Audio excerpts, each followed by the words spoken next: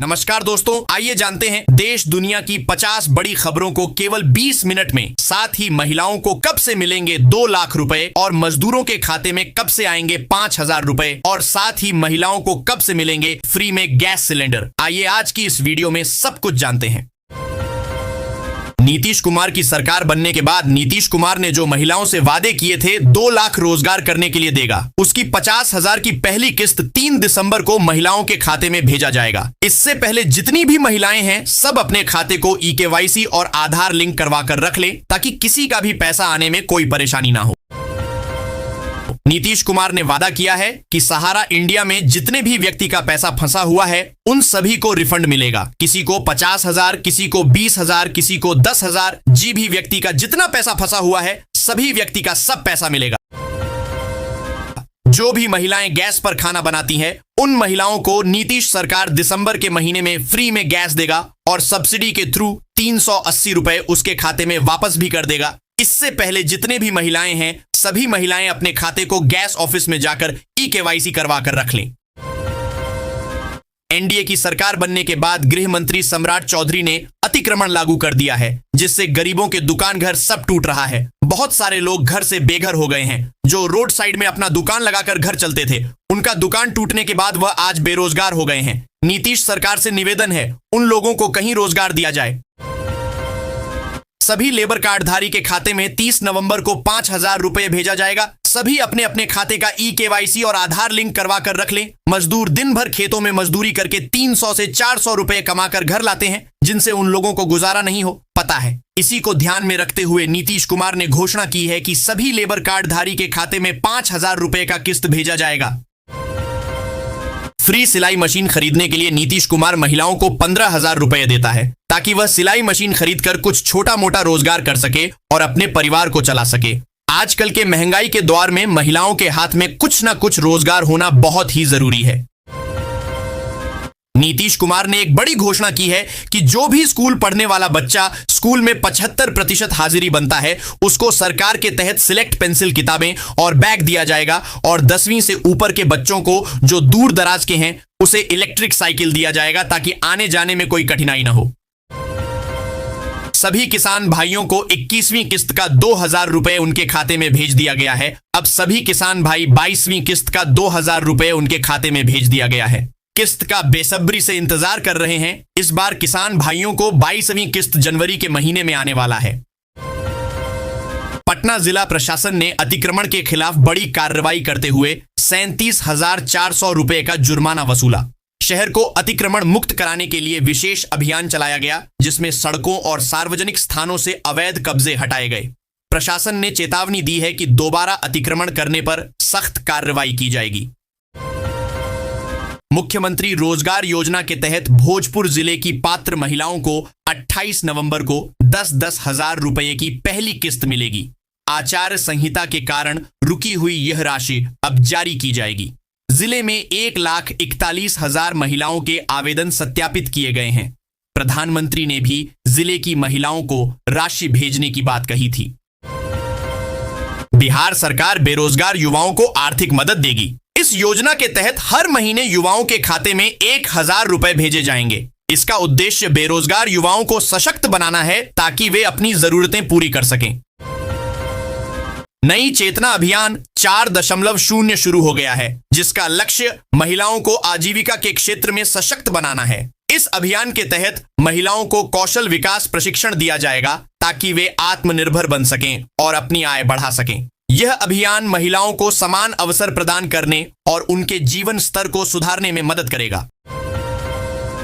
बिहार के नए गृह मंत्री सम्राट चौधरी ने पदभार संभालते ही राज्य की कानून व्यवस्था को लेकर अधिकारियों के साथ बैठक की। उन्होंने पूर्व डीजीपी अधिकारियों से परामर्श कर फीडबैक लिया और पुलिस अधिकारियों को संगठित अपराध पर सख्त कार्रवाई करने का निर्देश दिया। उन्होंने कहा कि कानून व्यवस्था और सुशासन सरकार की प्राथमिकता है और अपराधियों को बख्शा नहीं जाएगा। बिहार में नीतीश सरकार ने सत्ता में वापसी करते ही उद्योग और शहरीकरण को बढ़ावा देने का फैसला किया है।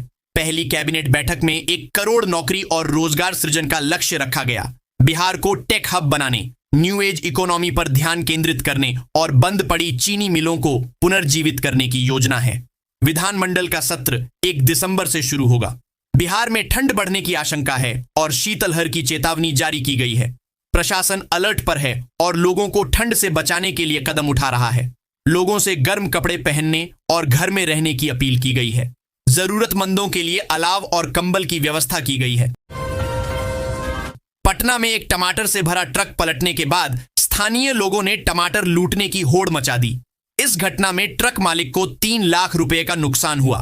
पुलिस मामले की जांच कर रही है, लेकिन ज्यादातर टमाटर लूटे जा चुके थे। बिहार के 6 लाख शिक्षकों के लिए खुशखबरी। शिक्षा विभाग ने वरीयता निर्धारण का फार्मूला तय कर दिया है। अब शिक्षकों की वरीयता उनकी सेवा अवधि के आधार पर निर्धारित की जाएगी। इससे शिक्षकों के प्रमोशन और अन्य लाभों में मदद मिलेगी। विभाग ने इस संबंध में अधिसूचना भी जारी कर दी है। बिहार सरकार ने राज्य को आर्टिफिशियल इंटेलिजेंस के क्षेत्र में अग्रणी बनाने के लिए एआई मिशन की स्थापना को मंजूरी दी है। मुख्यमंत्री नीतीश कुमार की अध्यक्षता में हुई बैठक में यह निर्णय लिया गया। इस पहल का उद्देश्य राज्य में नवाचार को बढ़ावा देना, सामाजिक आर्थिक विकास को गति देना और विभिन्न क्षेत्रों में एआई के उपयोग को विस्तारित करना है। इससे शोध, उद्यमिता और प्रतिभा विकास को प्रोत्साहन मिलेगा। मुजफ्फरपुर में सोने और चांदी की कीमत में बढ़ोतरी का सिलसिला बुधवार को भी जारी रहा। 22 और 24 कैरेट मिल रहा है। बुधवार को आभूषण बाजार तेजी के साथ ही खुला। 22 और 24 कैरेट मिल रहा है। बुधवार को आभूषण बाजार तेजी के साथ ही खुला। अंतरराष्ट्रीय कारक और शादी विवाह के सीजन में मांग बढ़ने की वजह से कीमत में उछाल दिख रहा है। बिहार सरकार ने नीतीश मंत्रिमंडल के मंत्रियों को सरकारी आवास आवंटित कर दिया है। उप मुख्यमंत्री सम्राट चौधरी को 5 देश रत्न मार्ग और विजय सिन्हा को 3 स्ट्रैंड रोड का बंगला मिला है। कई मंत्रियों को उनके पूर्व आवास ही आवंटित किए गए हैं। भवन निर्माण विभाग ने इस संबंध में आदेश जारी कर दिया है। नीतीश सरकार ने सीतापुरम के विकास को मंजूरी दी है, जिससे सीतामढ़ी जिले में एक नई टाउनशिप का निर्माण होगा। इस परियोजना से सीतापुरम में आधुनिक सुविधाएं उपलब्ध होंगी और लोगों के जीवन स्तर में सुधार होगा। सीतामढ़ी जिले में रोजगार के अवसर बढ़ेंगे और आर्थिक विकास को गति मिलेगी। बिहार में कंकड़बाग और पाटलिपुत्र कॉलोनी की तर्ज पर अब 11 नई टाउनशिप विकसित करने की योजना है। इन टाउनशिप के बनने से राज्य में शहरी विकास को बढ़ावा मिलेगा और लोगों को आधुनिक सुविधाओं से लैस बेहतर जीवन शैली मिलेगी। यह कदम बिहार के शहरी परिदृश्य को बदलने में महत्वपूर्ण भूमिका निभाएगा। बिहार में जेईई मेंस 2026 की परीक्षा 11 शहरों में होगी। परीक्षा में कदाचार रोकने के लिए आर्टिफिशियल इंटेलिजेंस एआई से लाइव निगरानी की जाएगी। परीक्षा में जूते और फुल स्लीव के कपड़े पहनने पर रोक रहेगी। पटना के आईजीआईएमएस में अब एक साथ 34 मरीजों की डायलिसिस हो सकेगी। प्रधानमंत्री स्वास्थ्य सेवा योजना के तहत बने नए डायलिसिस सेंटर में 22 यूनिट स्थापित किए जा रहे हैं। संक्रमित मरीजों के लिए अलग मशीनें होंगी। हर दिन 25 से 30 मरीजों की डायलिसिस हो रही है और अगले महीने नए सेंटर के शुरू होने की संभावना है। इससे मरीजों को काफी राहत मिलेगी। मुंगेर में एक तेज रफ्तार स्कॉर्पियो एक किराना दुकान में घुस गई, जिससे चाय पी रहे 7 लोग घायल हो गए। घायलों को अस्पताल में भर्ती कराया गया है, जहां उनका इलाज चल रहा है। स्थानीय लोगों में आक्रोश है और पुलिस ने जांच शुरू कर दी है। स्कॉर्पियो चालक को हिरासत में ले लिया गया है। बिहार के स्वास्थ्य मंत्री मंगल पांडेय ने घोषणा की है कि स्वास्थ्य विभाग में 32,000 से अधिक पदों पर भर्तियां की जाएंगी। ये भर्तियां डॉक्टर, नर्स और पैरामेडिकल स्टाफ जैसे विभिन्न पदों पर होंगी। भर्ती प्रक्रिया जल्द ही शुरू होगी, जिससे राज्य की स्वास्थ्य सेवाओं में सुधार होगा और लोगों को बेहतर चिकित्सा सुविधा मिल सकेगी। पटना से खबर है कि बिहार की पूर्व मुख्यमंत्री राबड़ी देवी को 10 सर्कुलर रोड का आवास खाली करना होगा।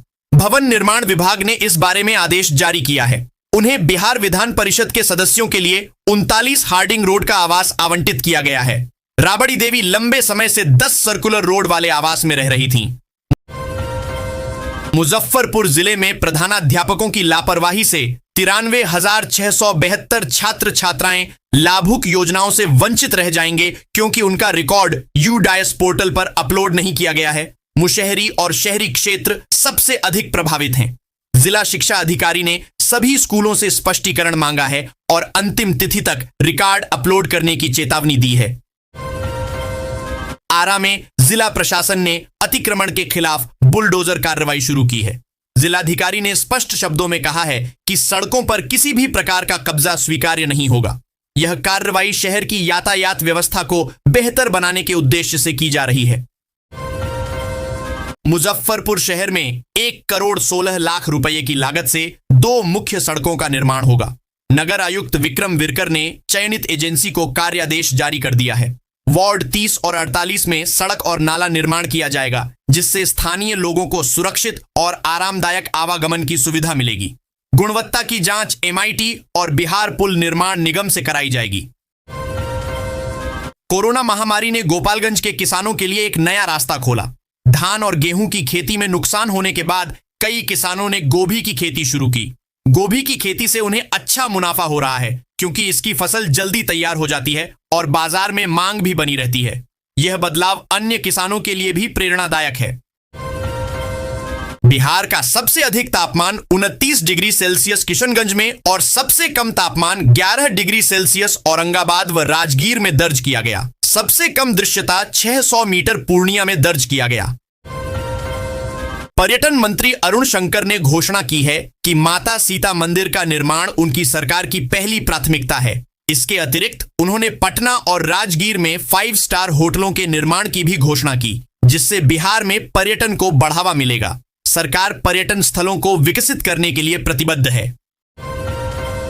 पटना हाई कोर्ट ने DC कॉलेज हाजीपुर की सहायक प्राध्यापिका डॉ मीना के तबादले पर अंतरिम रोक लगाई।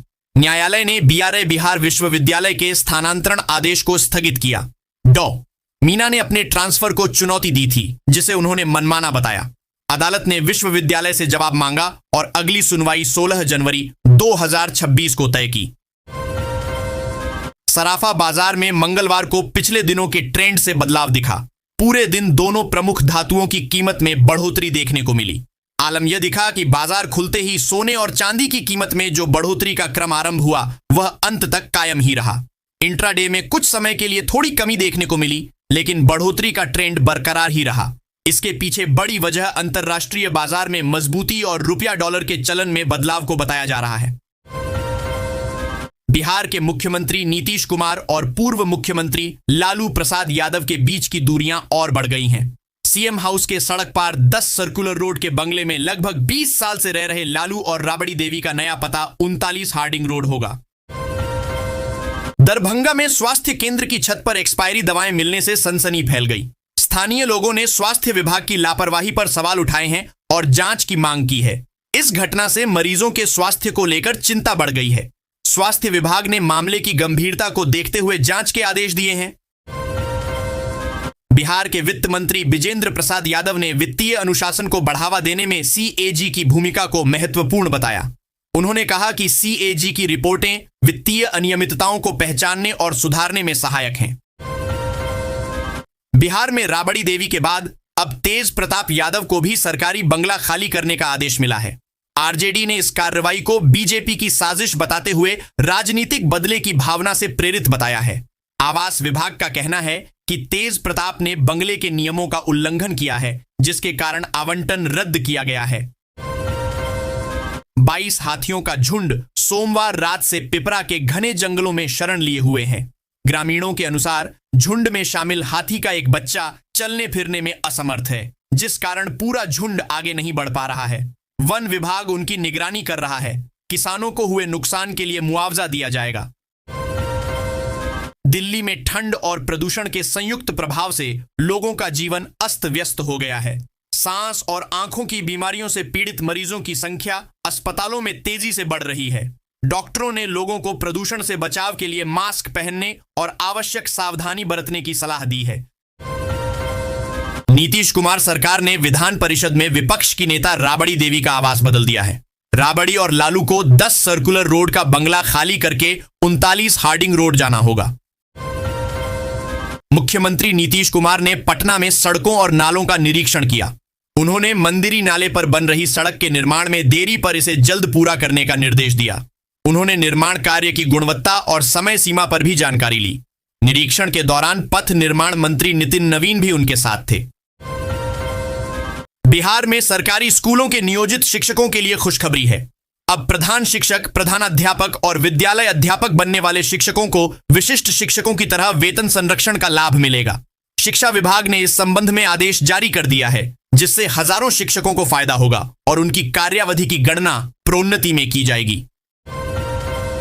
लालू यादव के बड़े बेटे तेज प्रताप यादव का चुनाव हारने के बाद सरकारी बंगला छिन गया है। नीतीश सरकार में बीजेपी के मंत्री बने लखेंद्र रोशन को तेज प्रताप वाला आवास दिया गया है।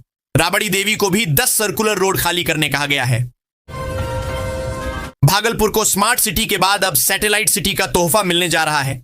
इससे शहर का विकास होगा, नए आवासीय और व्यावसायिक क्षेत्र विकसित होंगे, रोजगार के अवसर बढ़ेंगे और आधुनिक इंफ्रास्ट्रक्चर के साथ बेहतर सुविधाएं मिलेंगी। सैटेलाइट सिटी बनने से भागलपुर के लोगों के जीवन स्तर में सुधार आएगा। पटना एयरपोर्ट पर दृश्यता कम होने के कारण दिल्ली और मुंबई से आने वाली उड़ानें 2 घंटे तक लेट हुई। खराब मौसम के कारण उड़ानों में देरी से यात्रियों को काफी परेशानी हुई, क्योंकि उन्हें एयरपोर्ट पर लंबे समय तक इंतजार करना पड़ा। पीएम आवास योजना के अंतर्गत सर्वेक्षित परिवारों का पूर्ण सत्यापन किया जाएगा। इस प्रक्रिया का उद्देश्य यह सुनिश्चित करना है कि योजना का लाभ केवल पात्र लाभार्थियों तक ही पहुंचे। आय और संपत्ति जैसे विवरणों की विस्तृत जांच की जाएगी, जिससे पारदर्शिता और जवाबदेही सुनिश्चित हो सके। सभी परिवारों से सत्यापन में सहयोग करने का आग्रह किया गया है। नेपाल का युवक बिहार के मुजफ्फरपुर में किराए का मकान लेकर एक चिट फंड कंपनी का संचालन कर रहा था। उसने सोशल मीडिया पर विज्ञापन के माध्यम से पहले नेपाल के ही युवकों को अपने जाल में फंसाया। उसके संपर्क से सिलीगुड़ी और अन्य जगह के लोग भी नौकरी के झांसे में पड़कर इससे जुड़ते गए। पुलिस ने कार्यालय को सील कर दिया है। मामले की जांच आरंभ कर दी गई है। अरवल में तिलकुट का बाजार बढ़ रहा है, जिससे स्थानीय मजदूरों को रोजगार मिल रहा है। तिलकुट उत्पादन अरवल की अर्थव्यवस्था को बढ़ावा दे रहा है और मजदूरों के जीवन स्तर में सुधार हो रहा है। यह उद्योग स्थानीय लोगों के लिए आय का एक स्थिर स्रोत बन गया है। इससे पहले सोमवार को राबड़ी देवी ने अपने खिलाफ दर्ज सीबीआई और प्रवर्तन निदेशालय ईडी के मामलों को दूसरी अदालत में स्थानांतरित करने की मांग करते हुए एक याचिका दायर की थी। उनका कहना था कि उन्हें उचित आशंका है कि उन्हें निष्पक्ष और तटस्थ न्याय नहीं मिल पाएगा। पार्टी नेताओं के अनुसार समीक्षा बैठक को 2 चरणों में बांटा गया है। पहले चरण की बैठक 27 नवंबर से 4 दिसंबर तक चलेगी। इसमें प्रमंडलवार उन प्रत्याशियों से बातचीत होगी जिनकी सीटों पर पहले चरण में मतदान हुआ था। वहीं दूसरे चरण की बैठक 5 से 9 दिसंबर तक होगी। सारण के सोनपुर मेले में पुराने समय का बायोस्कोप फिर से लोगों को आकर्षित कर रहा है। इस बार समाज कल्याण विभाग इसका उपयोग सरकारी योजनाओं की जानकारी देने के लिए कर रहा है। बायोस्कोप कुपोषण से बचाव, गर्भवती महिलाओं के लिए योजनाएं, पोषण ट्रैकर, बाल संरक्षण और दिव्यांगजन कल्याण योजनाओं के बारे में जानकारी प्रदान कर रहा है, जिससे मनोरंजन के साथ शिक्षा भी मिल रही है। रोहिणी आचार्य ने एक्स पर एक भावनात्मक पोस्ट साझा की, जिसमें उन्होंने पूछा कि दिल से कैसे निकालोगे। उन्होंने आगे लिखा, सेहत नहीं तो कम से कम लालू जी के राजनीतिक कद का ही सम्मान रखते। हार के बाद बिहार कांग्रेस में बवाल मचा हुआ है। पार्टी ने 43 नेताओं को नोटिस दिया है, 7 को निष्कासित किया है। बावजूद टिकट बंटवारे का विरोध थमने का नाम नहीं ले रहा है। नाराज गुट पार्टी नेता राहुल गांधी से मुलाकात को दिल्ली में डेरा जमाए हुए है। बिहार में अब राष्ट्रीय खेलों की तरह राज्य खेल आयोजित होंगे। ओलंपियन श्रेयसी सिंह ने 2028 कॉमनवेल्थ गेम्स का एक खेल बिहार में कराने का वादा किया है। राज्य सरकार खेलों के विकास के लिए प्रतिबद्ध है और हर संभव प्रयास कर रही है। श्रेयसी सिंह के समर्थन से बिहार में खेलों के विकास को गति मिलेगी। राज्य खेल का आयोजन एक महत्वपूर्ण कदम है। अररिया में एक फर्जी दरोगा गिरफ्तार किया गया है, जो पिछले 3 सालों से लोगों को ठग रहा था। आरोपी पुलिस अधिकारी बनकर लोगों से पैसे लेता था। पुलिस ने मामला दर्ज कर जांच शुरू कर दी है, ताकि ठगी के शिकार हुए लोगों और अन्य साथियों का पता लगाया जा सके।